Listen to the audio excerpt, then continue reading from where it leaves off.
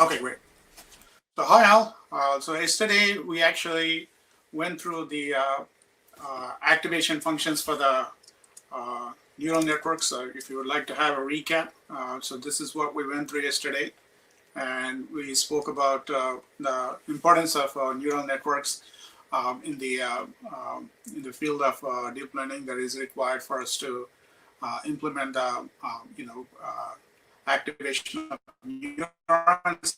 And again, we spoke about the prerequisites that are linear algebra, and we also need calculus, and we need statistical algorithms. So statistics is simply basically you have a statistical algorithm. So maybe you're talking about a naive Bayes algorithm, or we're talking about a logistic regression algorithm, or we're talking about a whole lot of list of all the supervised, unsupervised, and reinforcement learning algorithms. So in order for us to implement any of these statistics that we want to, so basically when we build a machine learning model, you need to build a model based on a statistical algorithm. So we have statistics algorithm. So now how do we actually go and implement it, right? So that is the critical area where we want to focus today to see how are we going to actually implement this, right? So we have plenty of algorithms available. So in this case, we are going to, yesterday we went through how do we activate each neuron, and then we compute the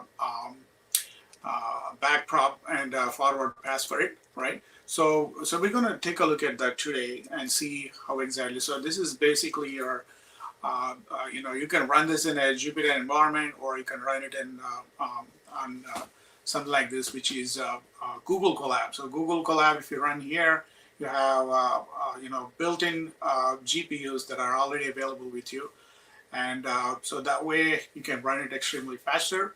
And there are also some built-in advantages for running the PyTorch and TensorFlow, because a lot of libraries are built in. And if you're running on a Jupyter notebook, then you will have to primarily be equipped with your own GPUs in it, because it will not come with any GPUs, which is intuitively built into the ecosystem. It is something where you need to be able to run it by yourself. So that is why it's your, again, a preference, and again your enterprise organizational goal that you have that will help you to achieve your outcomes based on how you would like to operate this.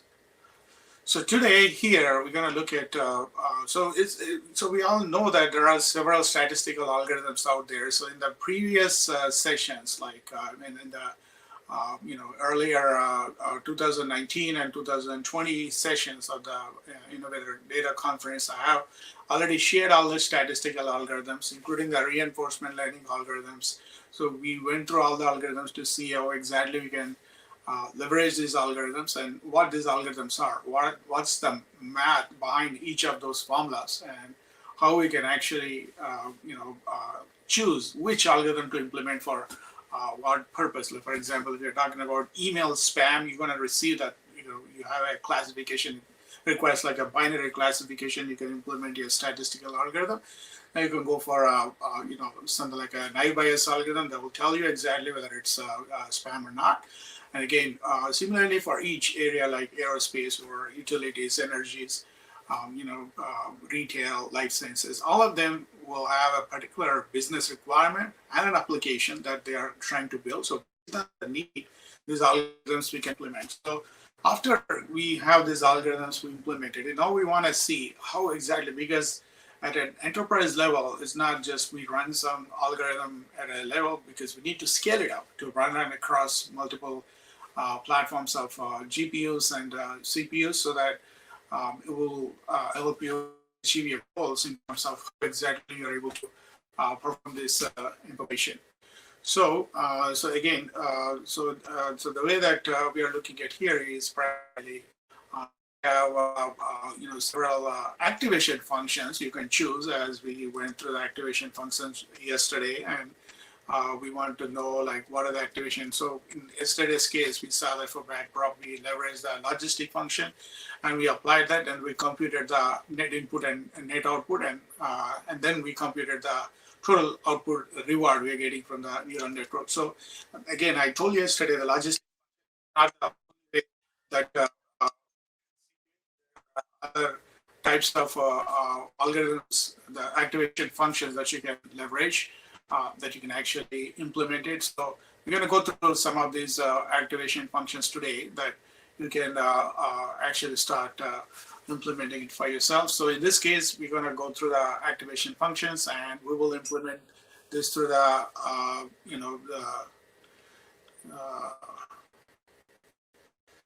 so we're going to implement this through the, PyTorch in this case. And and in some cases, we can also leverage Python, especially if you have some, visualization, something like this, for example. You can always come back and, uh,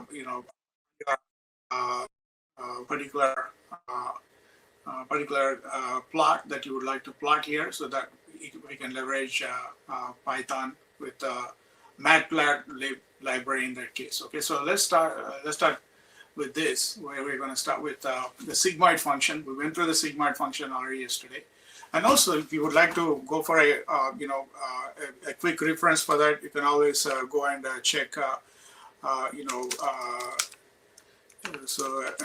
article that I put out free for you. So you can also get those articles for you. So you can actually go through step by step on getting an understanding of the theory portion of it before you actually can start. So logistic function. So you can go through the statistics and math behind this, each algorithm. So for example, so if you have a logistic activation function, right? So logistic activation function, and you have sigmoid function, and you have so on and so forth, hyperbolic tangent function, or you have tan activation function, and you also have several other, like a ReLU, which is a rectifier linear unit activation functions, and so you also have a leaky ReLU activation function. So you can go through the stats and formulas. And this is an open source article for it. It's just, you can go and you can access this, and you can simply read that through and understand each algorithm, and then you can come back and then you can start implementing it, each activation function. So I'm not going to go through each of this section for you to explain about each logistic activation function, why it is a linear transformation and why in other cases it's a non-linear transformation.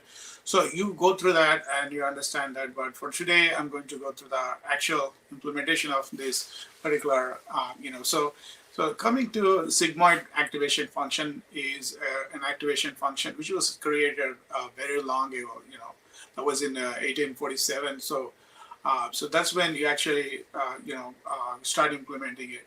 And so now that we have implemented this in PyTorch, and we also leverage matplotlib as a Python library for visualization of the outcome from here. So you can actually start implementing that, and you import your torch library, then you import your Python matplotlib library and create it as a PLT, and then you create a range for your variable here, and then so the good thing is that if you're going into Python, there's a lot of things that you have to write your own manual formulas to get the sigmoid, for example, like the way that we saw it. So you have to go and implement all of this in Python. Everything you have to code for it, and you have to implement it. But the good thing is, if you're going to actually into the PyTorch, you already have a built-in sigmoid function available. So all you here is simply activate this sigmoid activation function. So you create a variable y, and then you pass the sigmoid function to it. And as you can see, if you hover over it, it will tell you a built-in method of a sigmoid of type object torch sigmoid. So all you have to implement is a torch library. You just import it.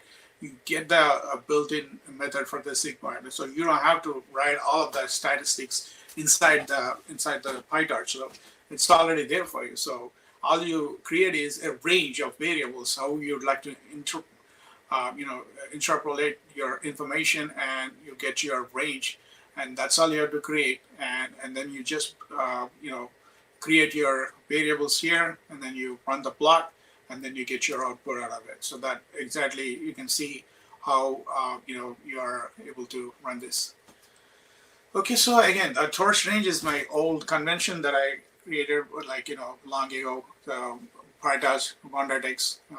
But now you already have latest PyTorch, so it's saying that I need to be able to address this in a future release because it still works, but there's another function they have given us, so we can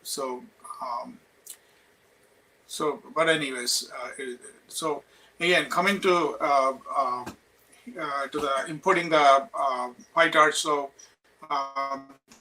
you want the actual value of the tensor. So this is just to show you a plot on how we can see the values of sigmoid functions, will range. And if you actually want to compute a tensor value for it, so then you can just simply assign some values, whatever you want. It doesn't have necessarily be exactly a particular value. So just assign this, and then you compute the minimum of the particular total, and then you compute the maximum of it by applying the sigmoid function again. Again, this is a sigmoid function we are leveraging, which is a built-in feature of PyTorch, and you will get your tensor values calculated from that.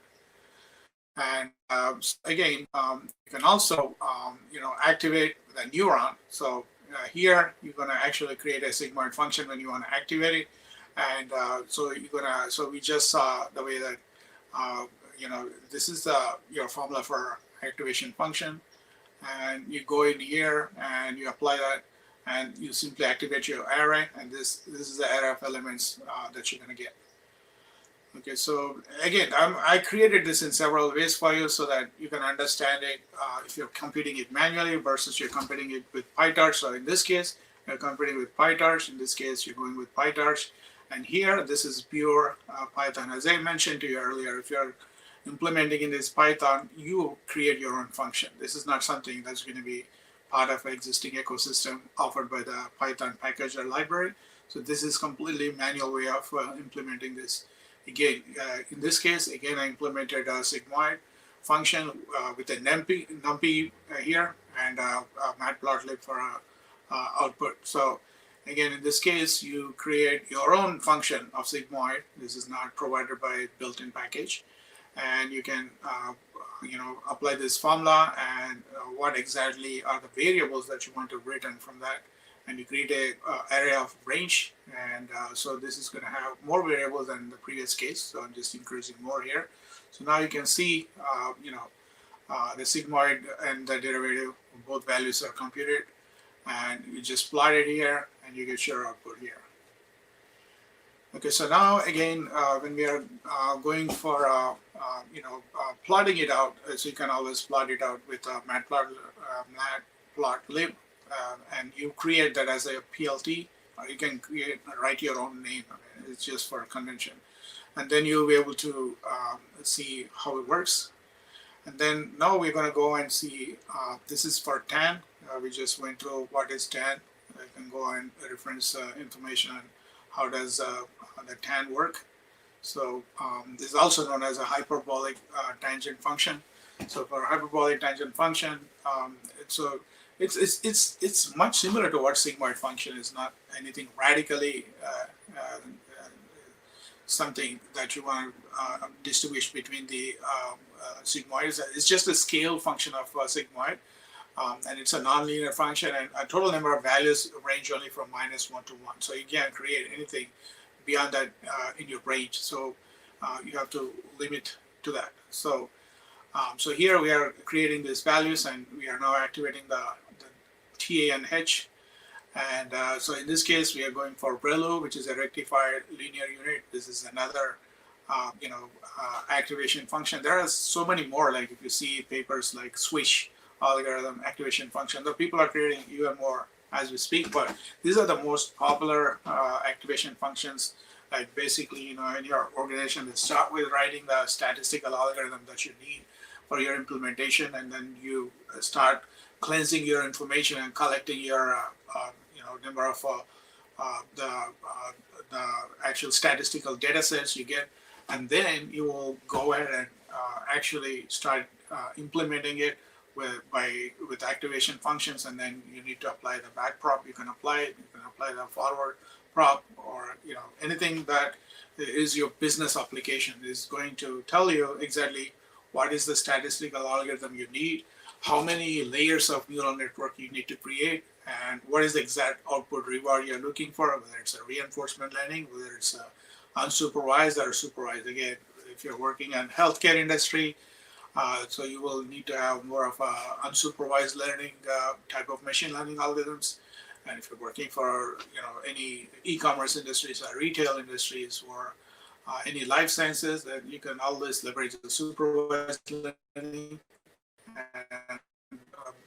And a lot of other companies are also leveraging the reinforcement learning, especially if you're in a situation of supply chain management where your supply chain demand and forecasting will take precedence in terms of how exactly, because you don't know when you're going to get your product, and what is the demand for it. So you compute that with a reinforcement learning, and because there is sometimes a slightly time delay that occurs when your product ships to you, so it needs to calculate that, and it needs to take consideration of a lot of factors. So all of that you can implement reinforcement learning if you are especially in retail. And again, if you are in the autonomous vehicles, you can certainly get the autonomous vehicles for that, and be able to implement reinforcement learning. There are several other algorithms, like SAM algorithm, for example, for autonomous vehicles. So it all is purely on what you're working on, the type of business application, and your type of product you're building, and the type of industry will tell you exactly. But again, when you are, it's very important that you get equipped with all of this, so that regardless of the industry, you are able to apply it. But again, there are always statistical data sets have their own rules in terms of how exactly you are implementing it, and how exactly you are creating your statistical data sets. That will help you. You need to transform it, cleanse it, and get it ready, and then you are able to actually be able to implement it. So that is what you can always take as your criteria for creating your algorithm. And again, scalability is another issue, because there is a lot more that I want to cover. Like, for example, if you're running on GPUs or CPUs, or you're running on FPGA accelerators, there are certain constraints on the hardware which cannot run. So you will have to consider that when you're building your algorithms, on how much of information you're processing and what's scalable and whatnot. For example, if you're going for aerodynamics, or you're going for plasma fluids, or like high performance computing, all of those industries have a lot of information. Like, it's all about statistical simulations you're creating in terms of, for example, the nuclear missile has to launch, and then you have to know, you have to simulate it. You don't actually, previously they used to take out islands and making holes for nuclear launching of nuclear missiles to actually test it, how it, what's the impact and everything. But they no longer, bombard these islands and create holes. They just simulate it with supercomputers. So the supercomputers are going to take all the statistical algorithms and create a trajectory path for your missile launch, and how exactly it's going to get there on the island. And it will primarily accumulate all of that information, and then you will get your output. So you know exactly what is the impact, instead of actually having to, annihilate those type of islands. So those are the type of applications that it all, again, is on what, working on your industry. So you can know when exactly you need to implement what algorithm, and how many neural networks you need to create. So all of that is contingent upon your industry you're working on. But again, for all industries, you will still need to activate the algorithms, and you need to be familiar with statistics. You need to be familiar with calculus. You need to be familiar with linear algebra, and these type of tools that we're talking about that will help you to launch into your application. So that is exactly where you can launch all this information, and you will be able to work on the complex conundrums the industry has to offer you. So there's several things. Again, this is not just for deep learning or machine learning, but you can also implement this for your criteria, for example, like you want to run this on an edge computing platform on Azure. So, for example, aerospace, you want to know, there are like they put the sensors on the wings of the planes. They will get all the information processed into the sensors and uploads into Azure cloud computing platform, and then you get that information you can process so you can understand if there are any anomalies that you want to identify. So all of this information, or you have industrial equipment, and you need to understand maintenance, for example, like aerospace, aircrafts, all of that. So you will get all of the number of hours it has run and how many are late. So there's a lot of predictive analytics and predictive maintenance that you can build. All those algorithms on the IoT, but no matter whether you're going to be in IoT or in super computing or in high performance computing, everything boils to these basic algorithms that you want to activate. And then you need to be equipped with PyTorch, TensorFlow, and Python, again, because every client is not exactly the same. So you might be an expert in Python, you've been working for a while, and you start working another project, the client says, no, we prefer PyTorch. So you will be able to switch to PyTorch and implement in PyTorch as well, because these are proprietary enterprise tools, and it's completely customer's discretion in terms of how exactly you're able to implement that. So that's why this book that I put together is for you to go through all the areas of all industries and all algorithms, and supervised, unsupervised, statistics, and mathematics and calculus, linear algebra, and PyTorch, Python, and TensorFlow. So you have everything in there. So that will give you a better sense of how exactly, because there are a lot of books that will give you a lot of industrial applications where exactly you can create this. What are the type of industries you can work on? Some other books will give you just the statistics, and then you can go through all the statistics. But when it is coming to actually implement it, that's going to get complicated, because the statistical algorithms are very particular on the statistical data set you're going to apply and the outcomes you're going to get and the type of industry you're in. So it's all contingent upon your industry. And so that's why, there are other books that will give you more on the, neural networks. And some other books will give you only on Python. So on and so forth, right? So this is where you will have to, basically be in a position to get equipped with all of the information. And hence, it's recommended that you get this to cover all of the areas to set you up for success in this area. So again, we are looking at, so this is basically, we just went through that. There is another, rectified linear unit. We went through that. And again, yesterday we went through this algorithm of like back prop or forward.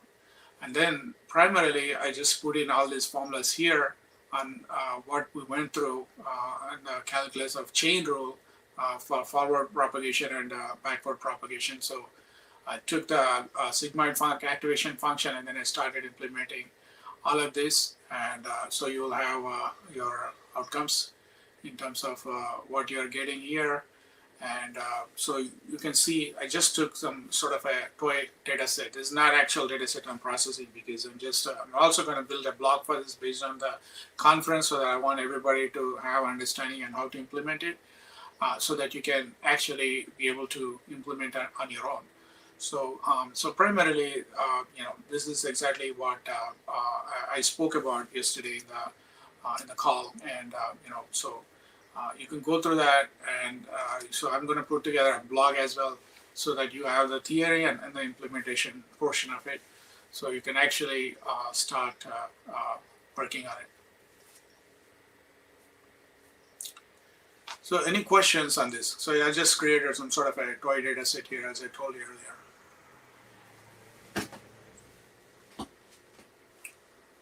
I'll just take a pause to kind of go to any questions, and then I'll come back to that. Can you share the link? Okay. Okay, what is the best way to learn the deep learning? Okay, so the deep learning is already covered as part of this particular, book that I just shared with you. So though the title suggests machine learning, it has deep learning on Python, PyTorch, and TensorFlow as well. So I would recommend you to go through this blog and look for this information, and then you can certainly come back with any open questions, but it will allow you to go through this particular information. So that is the those are the resources that you're asking for that will help you out in terms of what I spoke. Again, activation functions, I already put together a blog for it. I need to put together for the backdrop and neural networks computation. So I'm going to put another blog for it, and I'll share as well so that you can actually get that information for you. So that is any other questions that you have before we can go to other topics.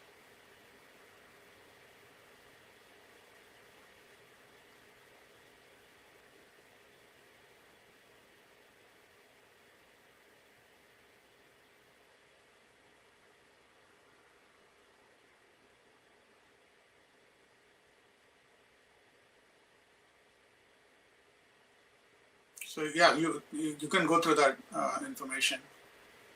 And if there are no further questions, then I think we are good. But if you have any questions, feel free to reach out on LinkedIn too, and you can always come back. But I'm going to make sure I'll create a blog for this so that you all can access this information, and I will.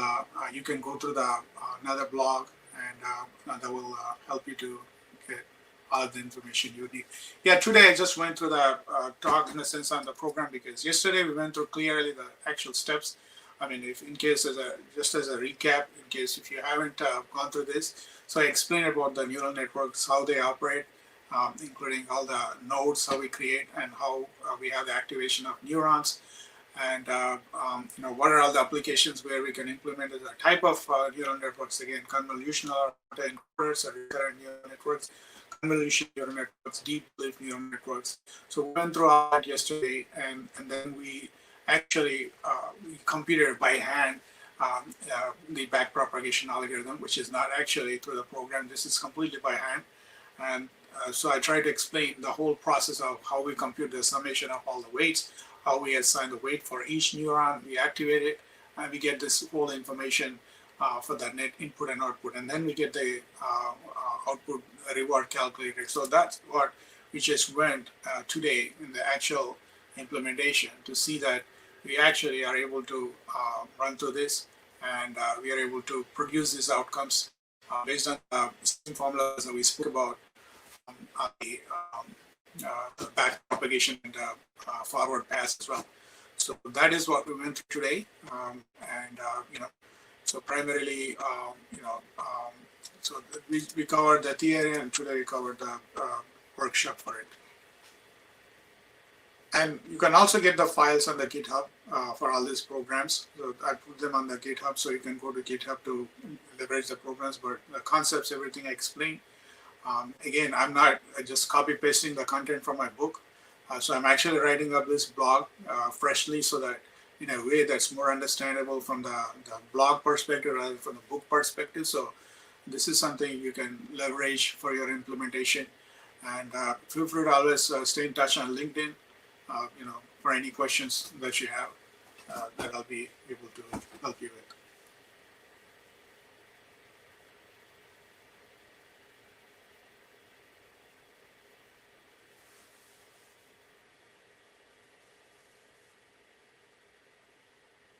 I think that is all we have for today from me.